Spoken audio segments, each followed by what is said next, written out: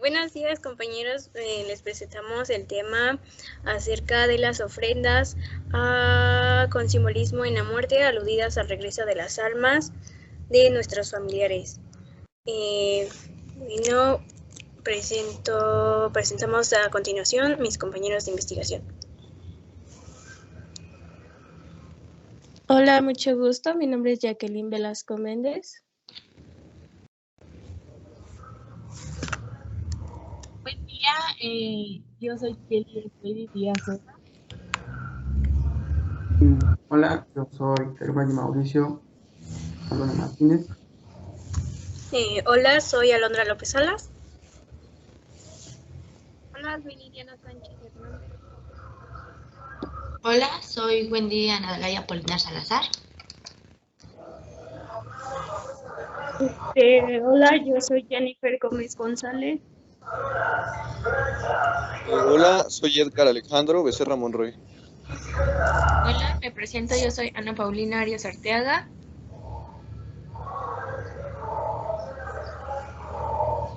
Hola, yo me presento, soy Katia Naomi y también presento a mi compañera Sailín Galindo Ríos, que no pudo estar presente.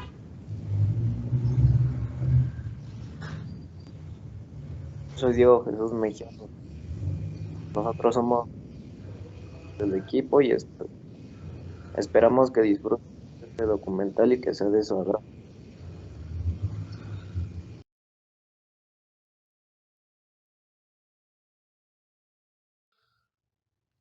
La muerte es un proceso más de la vida, tanto como lo es la juventud y el nacimiento. Pero los ritos funerarios, de manera específica, son actividades humanas, como ceremonias que cada cultura realiza para afrontar la transición de vida a muerte, involucrando al difunto tanto como a quienes fueron sus compañeros de vida, que son familiares, amigos o miembros de la comunidad, a los cuales se les permite exteriorizar su pesar en forma pública y reafirmar así los valores de la sociedad. Hablando un poco sobre Karl Marx y el neomarxismo, podemos enunciar que este autor habla especialmente sobre la diferencia en las clases sociales.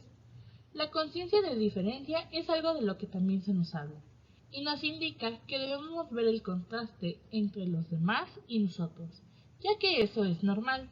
Siendo así, las diferencias y el respeto a ellas es lo que nos ayuda en el ámbito social, y esto especialmente lo veremos en los distintos ritos de los que hablaremos. Se considera que los rituales funerarios contienen símbolos estereotipados que caracterizan cada cultura. Es a esto a lo que nos referimos con diferencia, ya que no es el mismo método de sepulcro en Egipto, Roma y México. Asimismo, la diferencia en culturas no es la misma, y aquí es donde hablamos de la diferencia de clases, la burguesía y lo material.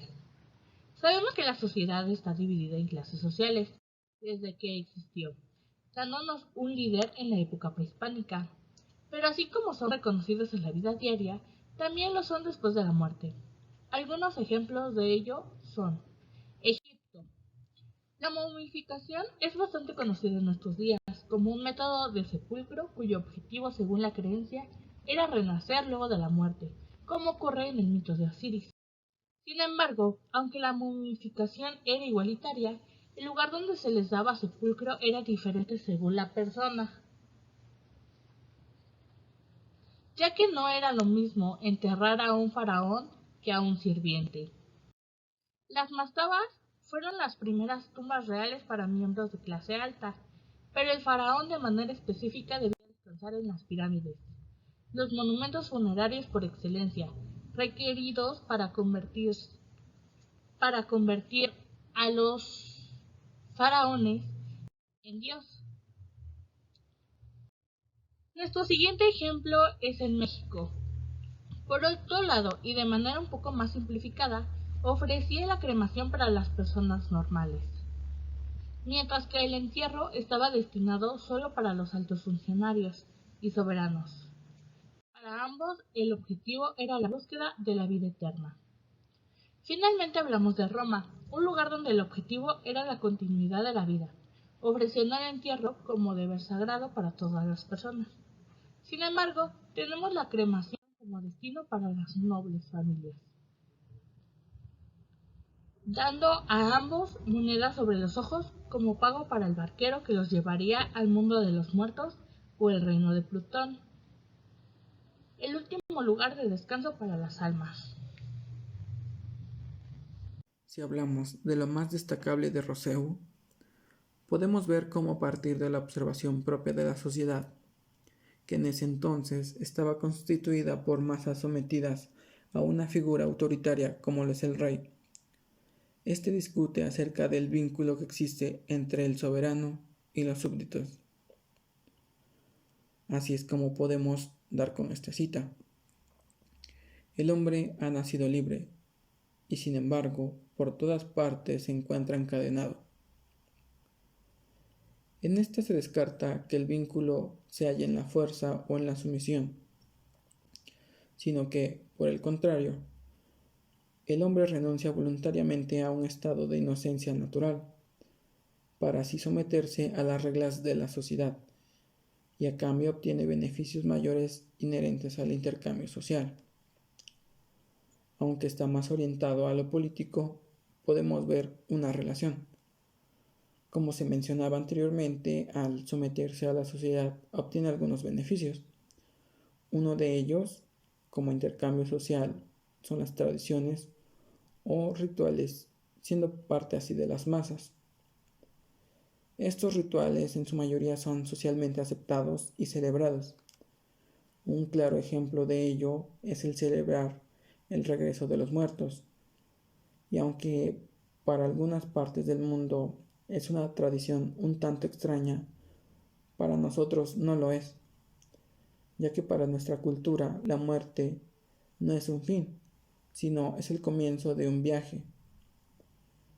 Y según las creencias que nos han sido heredadas, las almas de nuestros difuntos son tentadas a volver gracias a la ofrenda, ya que en esta se colocan todas aquellas cosas que en vida les gustaban. Y así, como este ejemplo, existen muchos más, y cada cultura mira a la muerte de maneras distintas. Conocer el arte de impresionar la imaginación de las masas es conocer el arte de gobernar. Haciendo alusión a Gustave Le Bon, un gran autor de la psicología social, cómo podemos entender desde la psicología de las masas los ritos latinoamericanos al colocar ofrendas en un simbolismo a la muerte y aludidas al regreso de las almas de las personas o familiares. Bueno, principalmente debemos tener un núcleo sugestor que promueva una idea simple o difusa, pero exagerada, con la que pueda hipnotizar o sincronizar a N personas, en este caso los latinoamericanos y los mexicanos. Pero estas ideas no simplemente pueden ser simples o difusas, también tienen una gran labor importante, que es apelar a las emociones y a los impulsos. ¿Y quién mejor que una latinoamericana les puede decir que los mexicanos somos personas con cultura muy romantizada, tendientes a exagerar e impulsos muy latentes? Porque la sugestión se exagera cuando es recíproca. Igualmente se debe entender que al formar parte de una masa, un grupo de N personas, el hombre dejará de ser un individuo y se convierte parte del colectivo, deja de ser autónomo y se subordina al grupo del que ahora forma, siendo ya solo un componente de ella. Es por ello que una persona tiende a hacer cosas que no como ser individual nunca haría, pero que al compartir una idea o un gran sentimiento, este se convierte en otra. Esta ley de la unidad mental de las masas. Bueno, lo que se busca es conectar individuos a través de la emotividad. ¿Y cómo? Pues exagerando y denotando, repitiendo las ideas propagadas, que es movible en el tiempo, ya que éstas no siempre permanecerán iguales.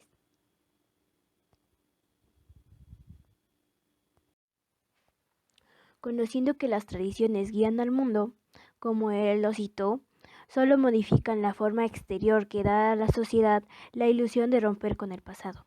Como latinoamericana te puedo decir que estamos guiados por nuestras tradiciones y las que solo adoptamos porque pensamos que es lo que debe de pensar masivamente, siendo esta un segundo componente importante de la agrupación de con conceptos teóricos, porque un conjunto de caracteres comunes impuestos por el medio y la herencia a todos los individuos de un pueblo constituye el alma de ese pueblo.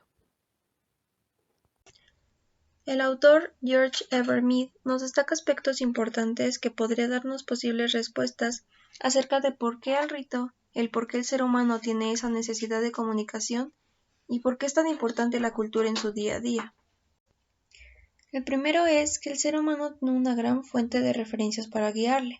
Una de ellas es la parte cultural que conforma una gran parte de la construcción de su vida, pues todo lo que genera el hombre, él mismo se encarga de manifestarlo. Aquí es donde nosotros manifestamos todos nuestros sentimientos y pensamientos de diversas maneras. Por eso existe la curiosidad y el saber de la muerte. La cultura mexicana usa el rito de la ofrenda a los muertos. Nosotros fuimos quienes creamos este puente entre lo viejo y lo nuevo, que representa la unión con nuestros antepasados.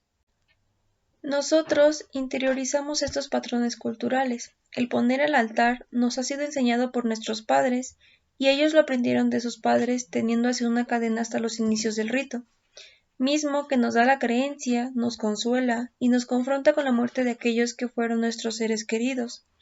Es y ha sido así por muchísimas generaciones anteriores, y el sentimiento sigue siendo el mismo.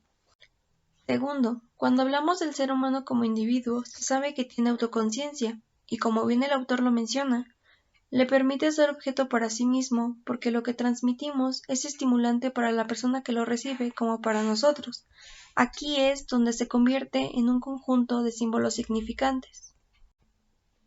Y claro que nuestra comunicación se basa en símbolos significantes. En el ritual de la ofrenda, por ejemplo, el símbolo significante es el recordar y la convivencia con aquellos que ya no están. Mead nos dice que toda esta comunicación nos lleva a una acción que nos afecta, y esto nos lleva a tener una conversación con los demás, pero no tiene que ser exclusivamente hablando, y es en el mismo ritual donde lo vemos muy claro. Todas las fotografías, la comida, velas, sal, el agua, el incienso y demás objetos que se ponen en las ofrendas aluden a algo, y no solamente para nosotros. Se lo comunicamos a cada persona que tiene contacto con la ofrenda. Hay toda una variedad de interacciones entre nosotros y los símbolos. Así es como creamos significados, uno por uno y en conjunto es internalizado. Como podemos ver, Moscovici se adentró mucho al estudio de las representaciones sociales. Decía que las representaciones sociales proporcionan un código de comunicación común con el cual nombrar y clasificar de manera grupal los diferentes aspectos del mundo en el que vivimos. Estos sistemas de códigos, principios y juicios clasificatorios conforman y guían la manera en la que las personas actúan en la sociedad, que establecen las normas y los límites que se encuentran dentro de una conciencia colectiva. La teoría de las representaciones sociales establece que existe una forma de pensamiento social colectivo mediante el cual los individuos obtienen cierta percepción común de la realidad y además actúan en relación a ella. Una de las características de las representaciones sociales son que hacen alusión a un aspecto concreto que no puede materializarse físicamente. Las representaciones sociales son capaces de convertir una percepción o un aspecto abstracto en un concepto concreto que se presenta en la mente de todas las personas.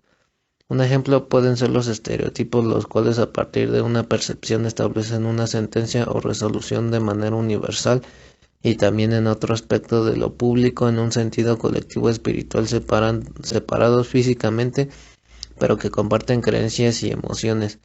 Todo lo que vimos anteriormente trasladado un poco a los ritos, tomándolos como ejemplo de cómo se puede fusionar lo anterior con los ritos, es que la característica fundamental de los ritos es que se remiten a actos formales repetitivos y pautados, que históricamente han sido referidos al ámbito religioso.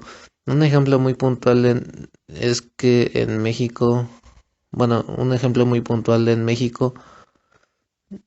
son las peregrinaciones a la Basílica el Día de la Virgen, ya que es una masa de personas en la cual existe una forma de pensamiento social o colectivo mediante el cual los individuos obtienen cierta percepción común de la realidad y además actúan en relación a ella en un sentido colectivo espiritual separados físicamente, pero que comparten creencias y emociones hablando religiosamente y especialmente en ciertos días de cada año. Y todo eso porque la mayoría de ese tipo de gente piensa o cree que ese día es especial porque este ser divino les va a cumplir varios milagros o va a hacer que les vaya bien en la vida a cambio de que la vayan a visitar o que recen mucho, que hagan grandes fiestas en los pueblos y que hagan toda una serie de cosas para que se logre lo que ellos creen que va a pasar, sin darse cuenta que están haciendo un ritual o rito colectivo a algo divino. Y la influencia social de esto es tan fuerte que se da en todo México ciertos días al año en los cuales participan una gran masa de personas. Pues bien, Durkheim en su obra clásica Las formas elementales de la vida religiosa comparó las vidas socioculturales de las sociedades aborígenes y modernas, atribuyendo una enorme importancia a las actitudes rituales. En primer nivel, Durkheim distingue dos claras categorías: el culto negativo, constituido por tabúes y prohibiciones, y el culto positivo, que establece cómo ha de ser la relación de los individuos y del grupo ante lo sagrado. El primero, el culto negativo, tiene por objetivo asegurar la separación entre lo profano y lo sagrado, bases de un sistema de comprensión de los fenómenos religiosos.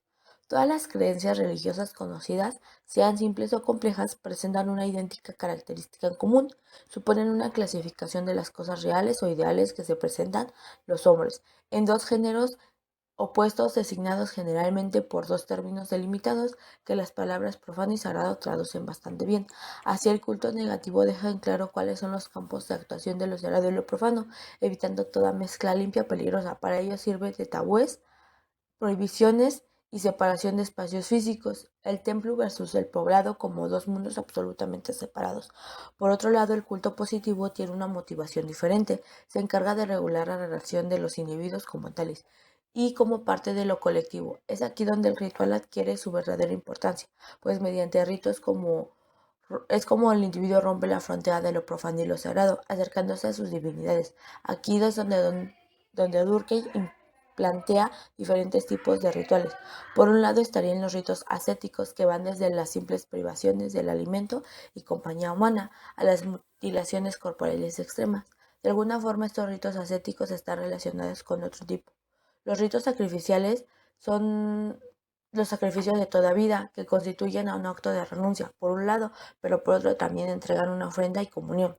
Luego estarían los ritos miméticos, que se basan en el principio del parecido que produce acercándose a aquello que le llaman magia simpática. Aquí dan las típicas prácticas de figuración, como los católicos que figuran la carne de Cristo con la oblea. Por ejemplo, el culto de imágenes marianas de encantamiento. Los ritos conmemorativos representativos ofrecen un abanico enorme y amplio, desde las fiestas solemnes celebradas en recintos sagrados y las fiestas más populares con un fuerte lúdico, pero siempre con un trasfondo ritual y de cohesión social. Ahora bien, ¿es realmente esto así? ¿Realmente existe alguna dualista separación del mundo entre lo profano y lo sagrado, según los sistemas religiosos? Anudar al ser con el mundo físico, con lo real, fue propio de Comte. Abogar por su complementariedad, por su mezcla y evitar cualquier intento de separatividad. Por ello el espacio y la existencia humana que en él se desarrollan, dos conceptos claves, permiten su comprensión o lo hacen posible, como son el espacio físico como tal, lo real y el medio en tanto intercambiador entre uno y el otro. Ni la más mínima interioridad existencial se puede sustraer, escapar del mundo físico de lo real. No existe órgano sin función, como tampoco desligado del entorno, del medio que lo rodea. Es por esto que Comte considera tres zonas en su propuesta sociológica que dicen consolidar lo frágil de la existencia humana ligada o fijada a una forma, como por ejemplo una vivienda, un domicilio, dando arraigo o un sentido de pertenencia a un pueblo. Esto es el sello de lo espiritual con lo material. La religión significa la alianza del hombre consigo mismo y con los otros. Es el verdadero universal concreto, y ésta corresponde menos a la sociedad que a la humanidad, puesto que los muertos cuentan aún más que los vivos, pero sobre todo lo que especifica se manifiesta por medio de actos, gestos o imágenes. Un amplio conjunto de prácticas comunitarias, sacramentos, un calendario, un catecismo, fiestas, un sacerdocio. Es con esto que el gran ser vive a través de la celebración del cuerpo social, no evasiones ni proyecciones imaginarias, ni idealizaciones ni extravagancias. Los ritos presentifican y vivifican esta existencia. No se les puede considerar circunstanciales ni siquiera mirarlos como una irrisoria imitación de las solemnidades cristianas. Es por esto que adopta el concepto del fetiche, y este se refiere como una pieza que anuda lo real con lo abstracto o espiritual, ese símbolo capaz de contener esa materia evocada por el viviente humano en nuestras tierras, en nuestros pueblos, en su sabiduría popular que se llama amuleto. Ese casi objeto simbólico que nos vincula con el real añorado en una virtual, si se quiere, mítico. Al hablar sobre la ausencia física provocada por la muerte de una persona, es de suponerse que se presente una alteración en el imaginario de quien la sufre. De igual forma, el valor inconsciente que las personas conceden al vacío de quien muere. Al indagar e identificar los símbolos recurrentes en torno a los ritos del Día de Muertos, reflexionando sobre las costumbres sociales, cabe destacar la relevancia de la muerte y lo que la misma representa. Desde el punto de vista de Martin Heidegger, la muerte no convierte la existencia en absurda, sino que más bien hace que el hombre viva con más sentido su vida. Sin embargo, sabemos que la muerte en cualquier cultura se configura a partir de lo cultural, lo social, lo político y lo religioso. En el caso de la sociedad mexica, integró la muerte como una circunstancia más del devenir. Al morir se renace. Esta fue la idea básica y de ella se desprendió la concepción de permanencia, porque la muerte no marca un fin. Al contrario, fue el eterno embrión sin miedo a la fe y sin miedo a la muerte. Sin embargo, desde la filosofía de Martin Heidegger en torno al sentido del ser, donde parte de la idea de que la metafísica tradicional ha cometido el error de confundir el ser con los entes, ya que los entes son las cosas existentes, lo que se percibe de forma inmediata en la pluralidad de lo real, pero no son el ser, ya que lo define como una estructura subyacente. En el caso del altar que se realiza en el Día de Muertos, se presenta nuevamente bajo la forma de un doble algo, que sustituye la ausencia de otro. De esta manera, la tradición del altar en la cultura mexicana suple la ausencia del difunto con los objetos del mismo, así como sus platillos favoritos. De esta manera, la persona que ha fallecido en el pasado retorna al presente en este ritual simbólico. Se hace forma sustituyente del vacío que alguna vez dejó y permite olvidar la agonía para ser convertido en nostalgia. Por otra parte, el filósofo alemán afirmó que el ser humano no es alguien que muera, sino que en sí mismo es un ser para la muerte. Con este concepto, quiso transmitir que la muerte, más que una situación que encontraremos al final de nuestras vidas, es una línea de meta a la que estamos abocados. Pues lejos de situarse en el ocaso de la vida, la muerte está presente en cada uno de nuestros actos, decisiones y sentimientos, pues el constante intento de dejar huella en el mundo, el temor a perder a nuestros seres queridos o sencillamente el miedo a dejar de existir son ejemplos de su constante presencia, pues así el hecho de que hagamos lo que hagamos siempre lo hacemos impulsados por ella. En este tema no podía faltar uno de los grandes autores que nos comparte acerca de toda esta parte que el humano tiende a compartir o hacer costumbre para entender y acercar o aclarar sus dudas.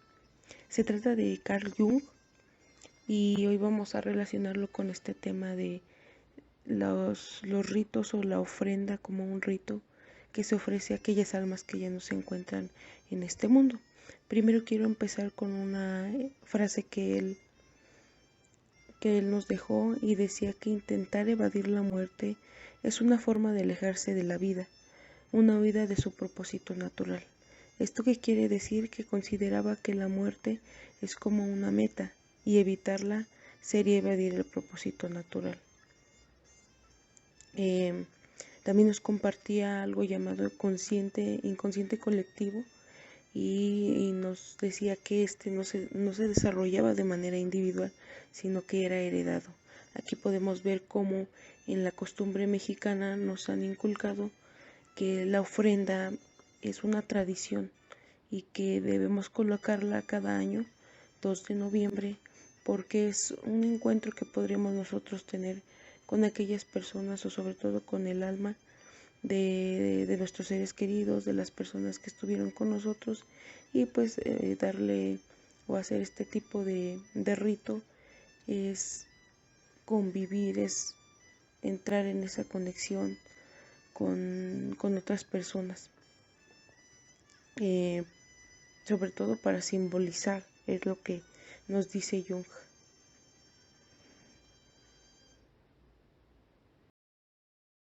Louis Althusser hace un avance en el estudio de la reproducción en la que, como sabemos, Marx ya había hecho un acercamiento.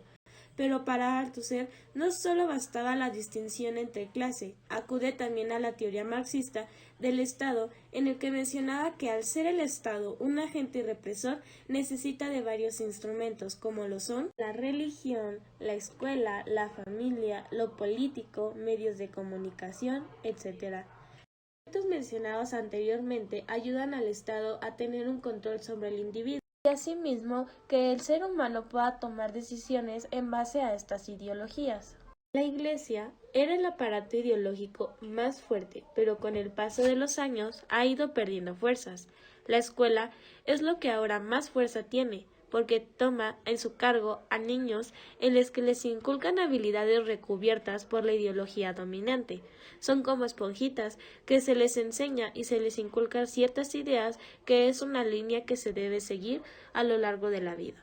Como bien sabemos, los mitos y ritos son un sistema de creencias y hacen un intento de explicación del origen de la vida, el universo y la muerte. Hablando un poco sobre el tema de las almas y las ofrendas, sabemos que por un lado de la religión, cuando alguien fallece, se le hace una misa de cuerpo presente, y los rosarios, que son para pedir el descanso del alma de la persona fallecida. Muy bien conocido también el mito de parte de la religión sobre la resurrección. En la familia, poner la veladora para guiar su camino. En las escuelas, meter este sistema ideológico de las almas y las ofrendas para los difuntos. Para Althusser, todo esto va dirigido en base a los símbolos culturales, que estos nos son enseñados a lo largo de nuestra vida, que nos permiten, cuando nosotros vamos a afrontarnos ante una sociedad, poder dirigirnos de la manera en la que el Estado lo desea. El individuo es un ser social y el espíritu un producto social. Herbert Blumer. Es imposible explicar el comportamiento a partir de normas y roles socialmente definidos, ya que cada individuo interpreta y construye cognitivamente su entorno y actúa en consecuencia con la definición que da determinada situación. En el flujo de la vida social hay significantes momentos en los cuales los participantes redefinen de manera constante sus actos. En el universo de los símbolos internalizados que surgen de la interacción sirve de mediación entre los estímulos exteriores y sus propias reacciones. La interacción nos permite obtener conocimiento, comunicar ideas y fortalecer nuestra conciencia individual. Blumer destaca 3 premisas. 1. Los símbolos. Las personas interactúan con el mundo y con otras personas a través del uso de símbolos que permiten y facilitan la comunicación y el desarrollo de la imaginación. 2. Interacción y significado. Los significados son producto de la interacción social. 3. Los individuos y los significados. Los individuos generan los significados, los organizan y reproducen de acuerdo con su experiencia social. Al compartir los significados de individuos, crean su realidad social. La ofrenda es el símbolo que identifica a ese grupo de personas. De la interacción que ésta tiene desde sus creencias, crearon un símbolo que justifica el regresar de las almas de sus familiares fallecidos. Las emociones y los sentimientos son captados en cada una de las partes que conforman ese símbolo, ya que cada parte tiene su significado y el porqué de su creencia. Y desde la parte individual de cada persona que conforma parte del grupo, le da una trascendencia personal, propia y única, por mover sentimientos y emociones, resultado de identificarse con sus familiares fallecidos. Ahora hablemos de Aristóteles. En la obra de Ánima, él estudia el alma y por alma entiende principio de vida. Para él el alma no existe por un lado y el cuerpo por otro, sino que ambos existen exclusivamente en la sustancia llamada hombre. Según él, la distinción entre alma y cuerpo no existe solo epistemológicamente, es decir, solo puede ser pensada. Por lo demás, el alma no puede existir sin el cuerpo, razón por la cual, para Aristóteles, el alma no puede ser inmortal. El alma no es un espíritu separable del cuerpo, como lo pensaba Platón, pues no puede existir sin el cuerpo, ya que es la forma o estructura de un cierto tipo de cuerpo, el cuerpo vivo, pero tampoco es ella misma un cuerpo, sino algo de un cuerpo, su forma o su estructura. Con esto dando a entender que las almas no pasan a otro plano, sino que él creía que al momento de que el cuerpo fallecía, el alma también se iba con él. Para concluir con Aristóteles, él acepta la existencia del alma como principio vital.